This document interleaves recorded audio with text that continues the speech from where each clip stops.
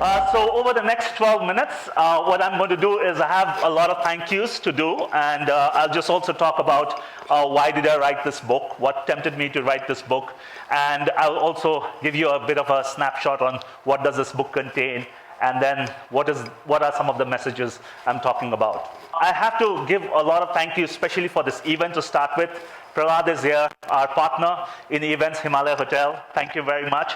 The backdrop, it's an amazing, we've stopped using flex plastic, so we try to innovate, and this is a very good canvas print that Vichitra has helped us with. Thank you, Vichitra. This table is, again, a nice masterpiece from, it's called a choksi, Tibetan choksi, and courtesy Curia Concern.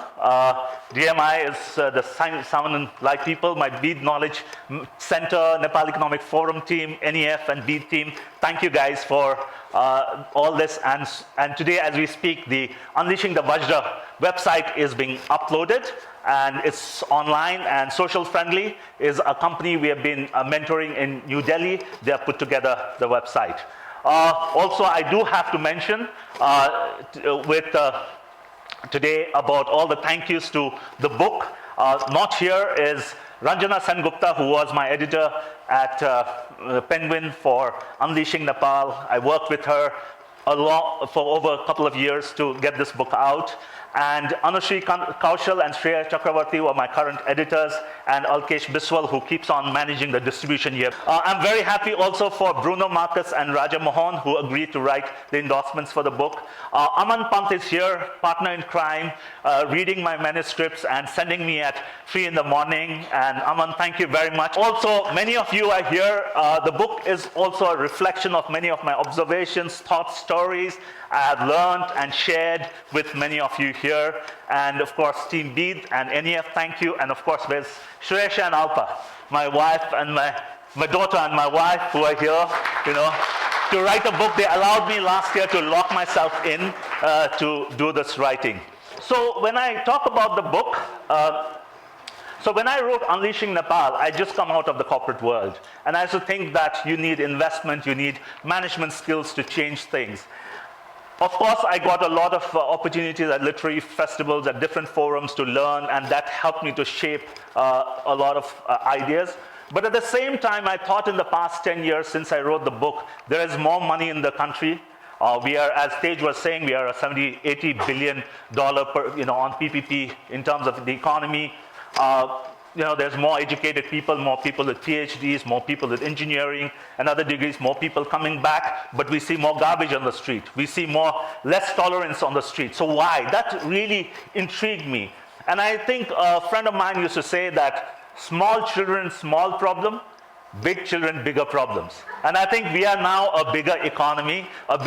So our problems are not a $4 billion economy problems, it is a $30 billion economy problem. So that's how we need to look at. And that's what I thought this book I would focus on. How do you bring about societal transformation to bring about economic transformation? So in terms of the structure of the book, it follows a similar structure in terms of Unleashing Nepal, but this book begins, from 879, CE. That is the start of Nepal era. That's where, sort of Nepal is the oldest, nation state in South Asia.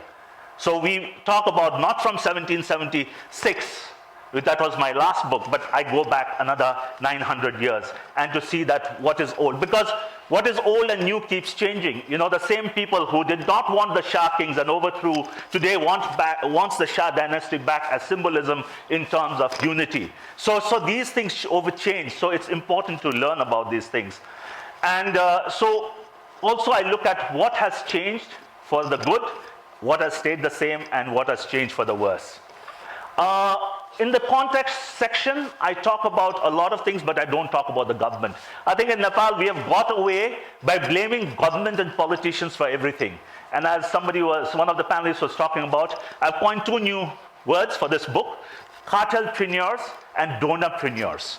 So there are these 2 sets of entrepreneurs who are rent-seeking, and that's based on a lot of work we've been doing and a lot of analysis that we see. And I take on another context of the global Nepali. Because migration is happening, and there is remittances. That has changed Nepal, and especially if we travel the length and breadth of Nepal, we see how the changes have been brought about through migration and through remittances.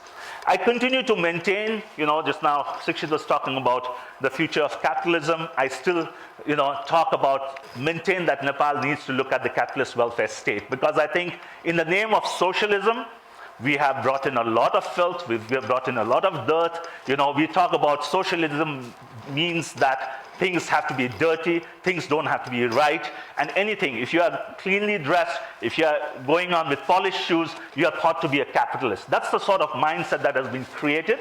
And so how do you change that? And I think those are the things I talk about. And the most important thing is our journey between India and China. So 16th century, 17th century, China and India were 70% of our global GDP.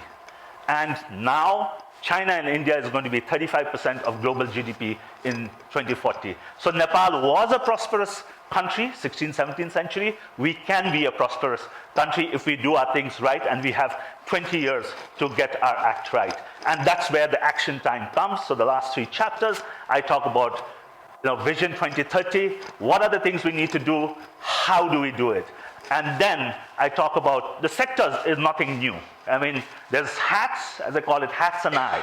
Hydropower, agriculture, tourism, services, and then the infrastructure. But again, as the panelists were bringing about, especially Shabda and Tej were continuously talking about how we need investments in the services sector. As we're talking about exports, we talk about export, 37% of our current exports comprises of services.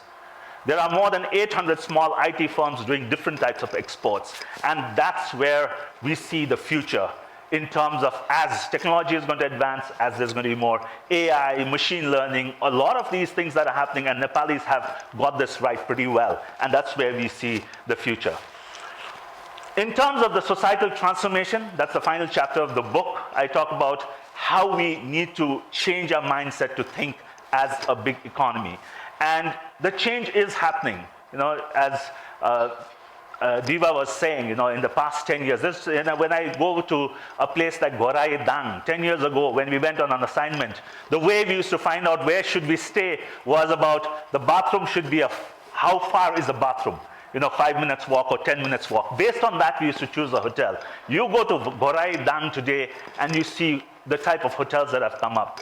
Recently, I was driving in from eastern Nepal. I stopped in a place in Dulabari, and the driver told me that, there's a new coffee shop that's open, a small place, and these guys could, they were well-trained baristas who were, sort of making very good coffee. And this is what has happened. There's change that has happened, change for good, but also change for challenge, that create challenges. Domestic tourism, I think that's grown dramatically, and that also shows that a country of 30 million can also bring in a lot of economic changes. But at the same time, how do you get the societal stuff right? And I talk about domestic tourism, I call it the 4 Ds. That's been a challenge. You go everywhere. So Nepali is traveling, it's 4 Ds. It begins with drinking, and a bit of, sort of dinner, then there's dance, and there's dangdung, there's fights. So that's what we see happening. So you go, every place you go, these microphones going on, blasting whole night, and at 12 o'clock or 11 o'clock at night, you hear people fighting. So how do you change that? There are tourism folks have been complaining to us that they are doing away with Nepali tourists because international tourists are having problems. I hear it in a lot of our, people I talk to. So there is that societal behavior that needs to change. Also, when you're talking about migration and other stuff, it's important to understand, as Diva is saying, what do we aspire for? So when a diversity visa application begins, there are 1 million Nepalis who apply, which means there are 1 million Nepalis ready to go out. Look at Australia, $1.3 billion. That was the other day we were discussing. $1.3 billion is what Nepalis are spending in education in Australia. So we need to have more deeper analysis and deeper understanding of what are these things happening. Our hope still remains with the diaspora community that I still believe in very strongly, because the future potential does lie there. While the NRN can have multiple definitions, So people say some of them are non-required Nepalis. Of course, there are some are never to return Nepalis, and there are new rich Nepalis. So there are different versions of NRNs, but definitely there are people with potential that we need to, sort of capture on. And then I think we had a great youth panel, and when you're talking about the youth panel, demographic dividends is what we need to we lost the peace dividends to a large extent. We feel there was an open moment in 2006. I don't think we capitalized it so well, but we need to take up the demographic dividend as 50% of our people are under 25, 70% of our people are under 35. That's where the potential is. If you look at the reality shows, I don't know how many of you watched, like Nepal Idol, the prize money in Nepal Idol and the viewers who come into Nepal Idol, the entire, sort of production, prize money, everything is much higher in the second edition than the 10th edition of Indian Idol. So that's the sort of, things that are happening. If you look at a YouTube video of a song that comes up, 1 million hits has become the new normal. And that's created a lot of new revenue models, new employment opportunities, and that's where we see this is going to change. So I think, but then we have to continuously question the small things and how we bring about change in the small things. Because I go to events where there are more people on the stage than in the audience, and they spend hours, putting on garlands, putting on all sorts of things. So will that change? We also, I feel that whenever there are women, assigned to events, they are the ones who are actually carrying the trays. And it's always a man who's putting on the khada or putting on the pin. Why does that happen? So maybe because of that, we have these thoughts when a deputy speaker should become a speaker. So that's reflected in some of these larger thinking processes. And then how does the sense of entitlement would change? A son who sits in the stable, in the dining table, gets the food, doesn't have to take the plate away. Naturally, he's going to look for entitlement in the future. So will that change from home? So I think those are the things that I have tried to look at in the book, try to look at new lenses to look at the same things that exist in Nepal. And I would like to, sort of end today's event by reading the last paragraph of my book. Of the introduction of the book. And because people ask me, why have you named this book Unleashing the Vajra? What does Vajra mean to you? And so for me, the phrase Unleashing the Vajra, I believe, will be used as a metaphor in the future where it will denote the unleashing of Nepal's potential between its two neighbors by hitching its wagon to their fast-moving engines. The Vajra can have different meanings for people of different faiths and beliefs. But for me, it is a symbol that denotes potential.